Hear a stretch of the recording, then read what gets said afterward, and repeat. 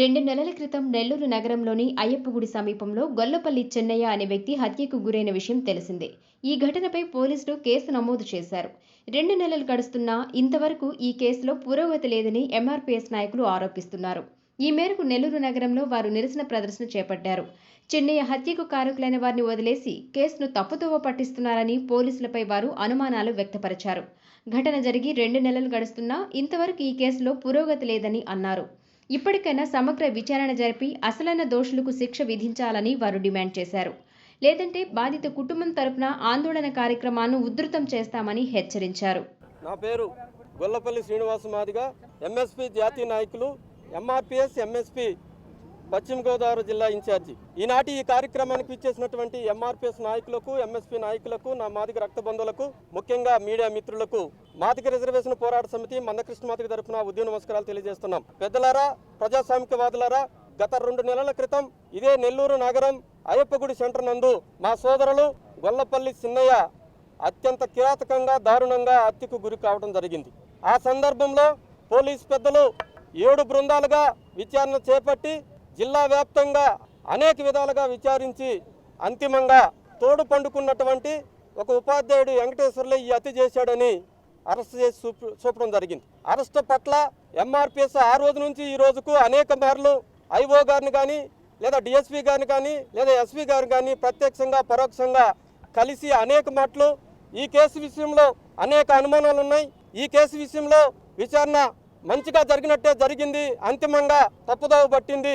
ఒకే ఒక్కడు ముద్దాయి చూపించి పోలీసులు చేతులు దుడుపుకోవడం జరిగింది. విచారణ పట్ల అప్పటి వరకు పోలీసు పెద్దలు తీసుకున్నటువంటి ప్రతి చర్యను మేము అభినందిస్తూనే, వాళ్ళకి సహకరిస్తూనే, కుటుంబ సభ్యులంగా లేదా ఎంఆర్పీఎస్ సభ్యులంగా మరి జిల్లా ఎంఆర్పీఎస్ కమిటీ మొత్తం కూడా వాళ్ళు పిలిచినప్పుడు వాళ్ళకి అనేక రకాల సమాచారం అందించడం జరిగింది. ఆ తదుపరి విచారణ అంతా పూర్తయిన తర్వాత అరెస్ట్ చూపే సమయంలోనే రాజకీయ ఒత్తిళ్ల, ఆర్థిక ఒత్తిళ్ల లేదా పోలీసు శాఖలో వాళ్ళ కమ్యూనిటీ పోలీసుల యొక్క పాత్రతో ఈ కేసును తప్పుదోవ పట్టించడం జరిగిందనేది ఎంఆర్పీఎస్ యొక్క నమ్మకం. ఈ నమ్మకాన్ని అనేక మాటలు మేము పై అధికారుల దృష్టికి తీసుకెళ్లిన 2 నెలలు కావస్తున్నా సమగ్ర దర్యాప్తు లేదు, సరైనటువంటి విచారణ లేదు. మరి పోలీసు కస్టడీకి తీసుకున్నటువంటి ముద్దాయిని కూడా తూతూ మంత్రంగా విచారించి విచారణకు సహకరించలేదని కూడా మళ్ళీ తిరిగి సబ్మిట్ చేయడం జరిగింది. మందా వెంకటేశ్వరరావు మాదిగ, ఎంఎస్పీ ఎంఆర్పీఎస్ నెల్లూరు జిల్లా ఇన్ఛార్జ్. గొల్లపల్లి చెన్నయ్య మాదిగ హత్య జరిగి 2 నెలలు కావస్తున్న ఆ కేసు పైన ఇంతవరకు పురోగతి లేకపోవటం చాలా బాధాకరం.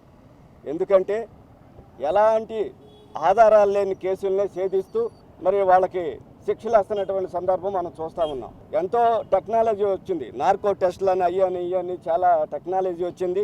ఎలాంటి ఆధారాలని కేసుల్లో కూడా ఛేదించి పోలీసులు చాకచక్యంగా ఛేదించి దోషుల్ని గుర్తించడం, వాళ్ళకి శిక్షలు వేయటం జరుగుతూ ఉంది.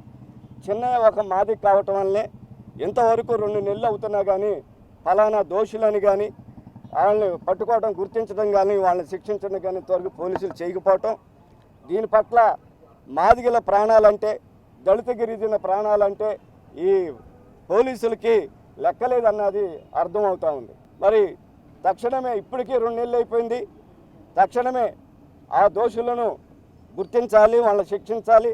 అట్లానే మరి చిన్నయ్య చనిపోవటం వల్ల ఆ కుటుంబం రోడ్డున పడింది, పిల్లలు, భార్య, తండ్రి. మరి ఆ కుటుంబాన్ని ప్రభుత్వం ఆదుకోవాలని చెప్పేసి మేము డిమాండ్ చేస్తూ ఉన్నాం. ఉదయాన్నే వస్తాను, నేను ఇప్పుడు నైట్ కదా రాలేనని చెప్పిండు. బాగానే మాట్లాడిండు, నవ్వుతానే మాట్లాడిండు. నేను మాట్లాడేటప్పుడు డాక్టర్ ఫోన్ చేస్తుండు, 10 నిమిషాలు ఆగు చేస్తాను, నువ్వు చేయొద్దు అని అనిండు.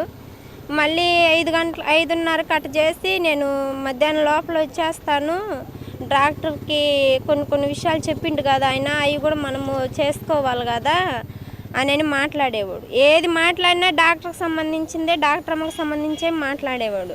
ఆ లోపల అంతా చేసేసిండు. వాళ్ళకి తెలియకుండా ఏది జరగదు. ఆ ఇంటి పునాది కాడి నుంచి మొత్తం మా ఆయనే కట్టించిండు, మా చిన్నయ్య కట్టించిండు. కనీసం ఇంత జరిగింది, చిన్న కార్యమైనా మా ఇంటికి వస్తారు, చిన్న పురుడైనా కానీ మా ఇంటికి వస్తారు. ఇంత జరిగితే ఇన్న నోరు లేని బిడ్డలు నేసుకొని నేను రోడ్డు నిలబడితే ఇంత జరిగితే కనీసం ఒక మాట కూడా మాట్లాడాల. అది ఏమైంది, ఎందుకు జరిగింది వాళ్ళకి తెలియకుండా ఏం జరగదు, మొత్తం వాళ్ళ సంశయంలోనే జరిగింది. కనీసం ఆ హాస్పిటల్కి కూడా రాలే, నా పిల్లల సై కూడా చూడలేదు. ఏమైనా చేసి నన్ను నా బిడ్డలకి కనీసం చిన్న ఆస్తి సంపాదించిన మేడం మేడం మేడం అనే మాట్లాడేవాడు. లేస్తే చరణ్ అబ్బాయి వాళ్ళ అబ్బాయి పేరు వాళ్ళ మీద అనుమానం, ఫుల్గా వాళ్ళ మీదే నాకు అనుమానం ఉంది.